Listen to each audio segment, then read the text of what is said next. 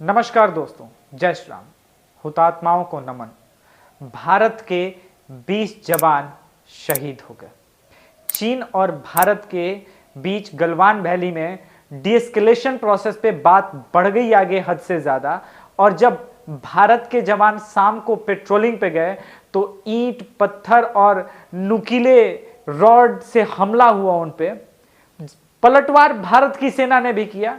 Report ये कहती है, इंडियन आर्मी की ही चूंकि रिपोर्ट है तो मैं इंडियन आर्मी की ही बात मानूंगा, मैं चाइनीज आर्मी या फिर चाइनीज मीडिया या फिर इंडिया में बैठे चाइनीज एजेंट की बात क्यों सुनूं।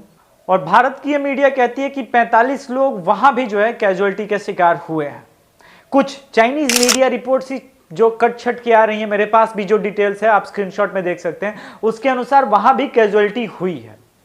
दो भ्रम टूटे हैं, एक चाइनीज आर्मी का हुआ, दूसरा मेरा भ्रम तोड़ दिया पप्पू यादव ने। बिहार के एक नेता है। अभी जब मैं सैमसंग का हैंडसेट लेने जा रहा था तो पप्पू यादव वहां पे चाइनीज प्रोडक्ट्स के बैकआउट की बात कर रहे थे। देखिए, सेंटीमेंट बहुत बड़ी चीज है। मैंने पहले भी कहा कि ये चाइनीज फोन तक सिर्फ सीमित नहीं है बात। चाइनीज फोन तो 4-5 सालों तक आए हैं। आपको पता है देश में फेंगशुई का जो चाइनीज आइटम है, फेंगशुई, उसका कारोबार देश में 10,000 करोड़ का है। और ये सिर्फ हिंदुओं के घरों में जाती है, क्योंकि मुसलमानों के कल्चरल रूट ऐसे हैं, उनका धार्मिक वातावरण ऐसा है कि वो ऐसी चीजें खरीदते नहीं है। तो इस हिसाब से भारत के मुसलमान तो ज्यादा बेहतर साबित हो रहे हैं फिलहाल। और हिंदुओं की देखिए, आप तो किसी को भी पूछने लगते हैं ना, अच्छा चाइनीज फेंगशुई है, इससे भी घर में पैसे आते हैं, खरीद लेते हैं। और उसी पैसों से कल जो मरे हमारे जवान, आपका योगदान तो मानना पड़ेगा, कहीं ना कहीं मेरा भी कोई योगदान होगा, पर अब नहीं, अब बदलना है। एक बात याद रखिए, किसी चीज को क्रांति बनने में टाइम लगता है। मैंने पहले भी कहा है कि जब बंगाल विभाजन 1906 में हुआ तो उस टाइम भारत के लाला लाजपत राय और दामोदर वीर सावरकर, इन लोगों के नेतृत्व में एक आंदोलन शुरू हुआ, स्वदेशी आंदोलन। इस आंदोलन ने एक बड़ा रूप लिया, कालांतर में इसको गांधी जी ने भी फॉलो किया था। यह बहुत बड़ा आंदोलन हुआ और इस आंदोलन का प्रोसेस अगर आप टोटल देखेंगे तो 15 साल के आसपास का रहा है। तो आज सॉफ्टवेयर, तो मैं हमेशा कहता हूं सॉफ्टवेयर तो आज आप अब भी त्याग सकते हैं ना। रही बात हार्डवेयर की, अब चूंकि आप खरीद चुके हैं, कोई बात नहीं, यूज कीजिए। मैं नहीं कह रहा फेंकने के लिए, आगे से मत खरीदिए। भारत सरकार ने एक बहुत बढ़िया कदम उठाया, चाइनीज टायर्स पे प्रतिबंध लगा दिया है फिलहाल। यानी अब उनको रजिस्ट्रेशन वगैरह करना पड़ेगा। इस प्रोसेस में जो कंपटीशन था वो बढ़ जाएगा, इनको टाइम लग जाएगा। ऐसे करके हर चाइनीज ट्रेड को सुलझाने की कोशिश कीजिए, उनको प्रतिबंधित कीजिए। चाइना के साथ हमारा ट्रेड का जो गैप है वो बहुत ज्यादा है।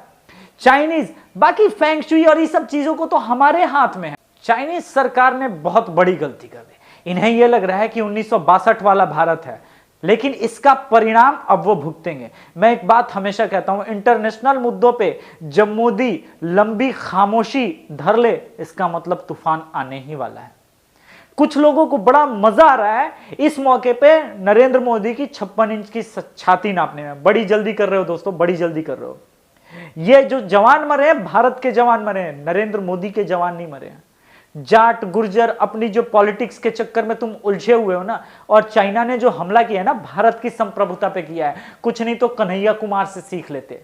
धुर विरोधी है मोदी का, फिर भी उसने इस टॉपिक पे साथ दिया है, गलत नहीं बोला है।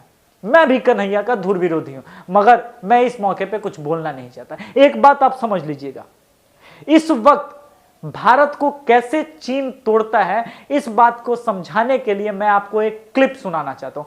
पहले उस क्लिप को समझिए। मैंने हमेशा कहा था कि भारत में ही नहीं, अमेरिका में भी जो ये प्रोटेस्ट हो रहे हैं, ब्लैक लाइव मैटर्स, या फिर भारत में जो शाहीन बाग के नाम पे तमाम प्रोटेस्ट हो रहे थे, इसके पीछे का आइडियोलॉजी, चाइना सिर्फ आपको बॉर्डर पे नहीं लड़ेगा, चाइना आपको इकोनॉमिकली भी हराने की साजिश करेगा और पॉलिटिकली। मैंने क्या कहा, पॉलिटिकली। आपको, अगर जो मेरे पुराने फॉलोअर्स हैं जिन्होंने मुझे 10,000 15,000 के टाइम से सब्सक्राइब किया है, उनको मेरा 2018-19 का एक वीडियो याद होगा जिसमें मैंने कहा था कि चाइना ये जो 2019 का चुनाव होगा ये चीन वर्सेस अमेरिका होगा, इंडिया की लड़ाई, और plus Chinese investors, Chinese politics और चाइनीज थॉट प्रोसेस की लड़ाई है। ये कम्युनिस्ट और डेमोक्रेसी की लड़ाई है। 2019 में तो फिलहाल यूएस जीत गया था इंडिया में, और भारत में डेमोक्रेसी एस्टेब्लिश रही और कम्युनिस्ट अनफॉर्चुनेटली हमेशा की तरह जिसे 60 साल से हारते आ रहे हैं, हार गए। Better luck next time. पर वो अपने प्रोपेगेंडा से बाज नहीं आएंगे। आप याद कीजिए कोविड-19 पे रवीश कुमार का वो प्राइम टाइम, जिसमें 40 मिनट तक लगातार मैग्सेसे अवार्ड धारी ने साबित करने की कोशिश की थी। बताइए, भारत के लोग चाइना का प्रोडक्ट खरीदना बंद करना चाहते हैं, इससे क्या हो जाएगा? इस तरह की चीजों से भारत और चीन के रिश्ते बिगड़ेंगे, रिलेशन खराब होगा। ट्रेड वार नाम की कोई चीज नहीं होनी चाहिए।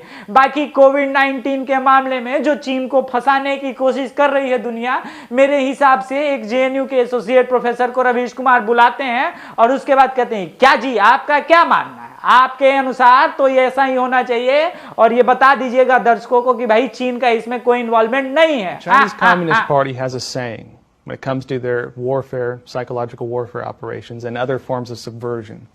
Strangle you with your own systems.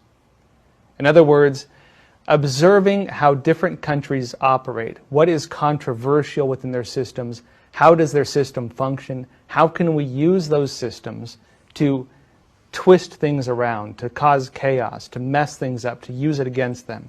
You say you believe in free speech? We'll have protests in your own backyard calling you out. You say you believe in free press? Well, we'll start up state-run media in your country, and we will use those state-run media to lie to your population, to spread our propaganda. That's what they do.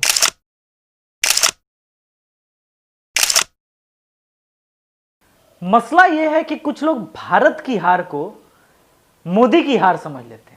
दिक्कत अब यह आने लगी है, कुछ लोगों को बड़ा मजा आने लगा है कि अच्छा मोदी असफल हो गया, वाह। पलट के देखते जरा मुड़ के कि भारत असफल हुआ है। भारत के 20 जवान मारे गए और भारत की जवानों की शहादत पे कम से कम खुशी नहीं मनाते। मैंने कई नाम नहीं लूंगा यहां, नहीं तो मुझे लोग कम्युनल सेकुलर में बांट देंगे, पर एक कौमी सोच है जो लगातार नरेंद्र मोदी को टारगेट करने के बहाने भारत के जवानों पे भी एक तरफ झूठा आंसू दिखाते हैं और दूसरे ट्वीट में अपना एजेंडा दिखा देते हैं। अब भारत सर्जिकल स्ट्राइक करके दिखाए। तुम क्या चाहते हो? तुम क्या चाहते हो? भारत ऐसा नहीं है कि भारत के जवानों का खून नहीं उबल रहा होगा, या मेरा खून नहीं उबल रहा है, या किसी भी हिंदुस्तानी का खून नहीं उबल रहा है, सबका उबल रहा है। और एक स्ट्रेटजी होती है, इंतजार करना। इस स्ट्रेटजी से हम चीन को भी जरूर मात देंगे, इंतजार करना है। बड़ी जल्दी में है कुछ लोग, और इतनी जल्दी में है कुछ लोग कि ऐसा साबित करना चाहते हैं कि भैया चीन तो हुआ है भारत के लिए। लेकिन गलवान वैली में जो कुछ हुआ है ना, भारत और चीन के जवानों, चीन को नुकसान ज्यादा हुआ है, चीन के जवान भी ज्यादा मारे गए हैं। वो बात और है कि वो छुपाने की कोशिश कर रहा है, पर भारत के ऑफिशियल्स, आर्मी ऑफिशियल्स का जो बयान है मैं वही मानूंगा, चाहे दुनिया इधर की उधर हो जाए। मैं भारत के जवान पे ज्यादा भरोसा करता हूं इन लेफ्ट विंग और लेफ्ट सेंट्रिक मीडिया के बजाय। तो उनके अनुसार मैं मानता हूं कि 45 लोग अगर बहुत सीरियस इंजर्ड है तो उसमें से 30-35 तो मारे गए हैं। 5 की तो कल ही कंफर्मेशन आ गई थी। एक महत्वपूर्ण बात, गलवान वैली एक ऐसी वैली है जहां पे भारत की पोजीशन चीन से बेहतर है और मजबूत है। बाकी 75, 70 साल, 65 साल, 60 साल में जिनकी भी सत्ता रही, बीजेपी की भी रही है, एनडीए की भी रही है और कांग्रेस की भी लंबी रही है, इन लोगों ने एलएसी पे ज्यादा इंफ्रास्ट्रक्चर बढ़ाया नहीं। अगर वो इंफ्रास्ट्रक्चर वगैरह डेवलप किया होता लैक पे तो आज भारत हर जगह मजबूत रहता, पर गलवान वैली में मजबूत है। और एक बात और, भारत के द्वारा जिस तरह से रोड बनाए जा रहे हैं इससे चीन ज्यादा परेशान हुआ है, उसकी पोजीशन कमजोर हो रही है। और यह मत भूलिएगा, तमाम मुद्दों के बीच में एक 370 ऐसा मुद्दा है जिसने चीन के चूल्हे हिला दिए हैं। एक और बात, उसे बार बार लग रहा है कि पीओके अगर छीन लेगा तो उसका सीपैक भी पूरा इन्वेस्टमेंट खतरे में है। तो भारत और चीन के बीच जो होने वाला है वो लड़ाई आर पार का ही लड़ाई है। इसलिए जो अंध विरोधी है ना, वो थोड़ा ठहर लें, कुछ बोलने से पहले सोचिए कि उसका क्या इंपैक्ट हो सकता है। और बाकी मीडिया को मैं कुछ नहीं बोलूंगा, लेफ्ट सेंट्रिक मीडिया के बारे में बोलूं, जितना बोलूं उतना कम है। आप अपना ख्याल रखिए।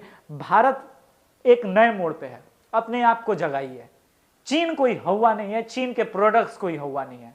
फेंगशुई से लेके हर चीज को बाहर फेंकिए, लड़ाई में शामिल होइए। आप अपने जवानों का साथ दे सकते हैं। चाइनीज प्रोडक्ट्स का कंप्लीट बहिष्कार अब नहीं जगे तो बहुत बुरा है। आप सही मायनों में कहूं तो देशद्रोही हैं, देशद्रोही। जय श्री राम।